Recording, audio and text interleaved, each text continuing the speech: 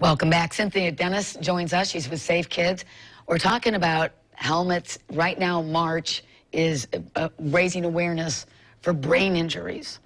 And this is an important part of it, is to be able to wear a bicycle helmet, because the kids that don't and fall, and even skateboarding, can really create a serious thing. And of course, it's spring break right now for a lot of kids, so it's beautiful weather. They're going to be out riding their bikes. So I thought this was a good time to talk about that kind of safety. It's very timely. Yeah. Go ahead. So a lot of people don't realize that because we hear a lot about concussions related to football and soccer and other sports, and they don't realize that really the leading cause of sports-related head injuries is actually bicycling. And that's for children and for adults.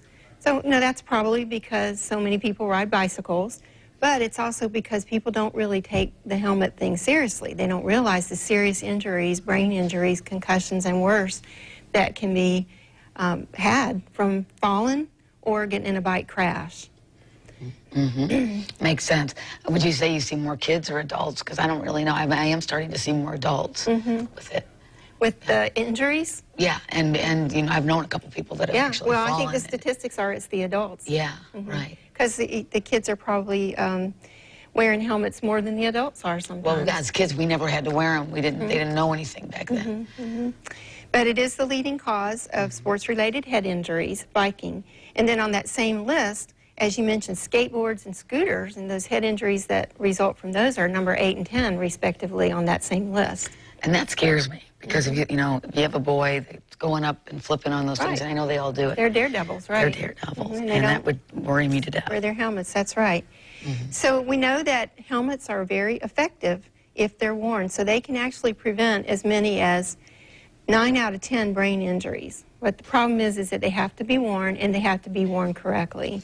Let's talk about that. How do you know when you're wearing a helmet that you're wearing it correctly, not just putting it on and snapping it underneath, but it has to be somewhat secure and tight so that there's not a lot of, you know, loose movement? Right. Well, I bought the model here today, and that's a properly fitted helmet. Okay. So first of all, you want the helmet to be level on the child's head so that it covers the entire brain. So none of this where the helmet's back or to either side like you always see, which is just because it's not properly fit, right? Sure. So then it always has to be buckled, because obviously it's not going to stay on if you get in a crash if it's not buckled. But isn't that what you see? You see kids complying part way, but they're not buckling their helmet. So it really doesn't do them a whole lot of good. So it's got to be buckled. And then the straps here need to come down in a V in front of and behind and below the ears for it to be fit properly. And it needs to be tightened up a little bit so that if you give it a little shake right here, it really doesn't move around. It's got to be snug. So there's not that much to it, but parents need to know. I know when my kids were little, I didn't really know how to fit a helmet, and so it's valuable information. And then, you know, you can get them a cool helmet. They can put their reflectors on it, cool reflectors to help with visibility, and hopefully they'll wear it. They got them now with like mohawks. You've seen them, you know, with all the different spikes and stuff like that. So, and it's true that about 4 out of 10 children are wearing their helmets, but over half don't have a helmet, so they're not wearing a helmet. And then there's about 7% of children who have a helmet, but they're not wearing it. And did you know it's a law in the state of Florida? Children under the age of 16 are required by law to wear a helmet when they're biking, scootering, skating. And it needs to be certified. That's the way you scare them. You're going to get arrested. Well, it puts a little bit of teeth into it. Exactly. So they have to be certified helmets, meet federal safety standards by the Consumer Product Safety Commission. They have to be buckled. That's part of the law. So that's a way you can encourage them to buckle them. And they have to be fit correctly.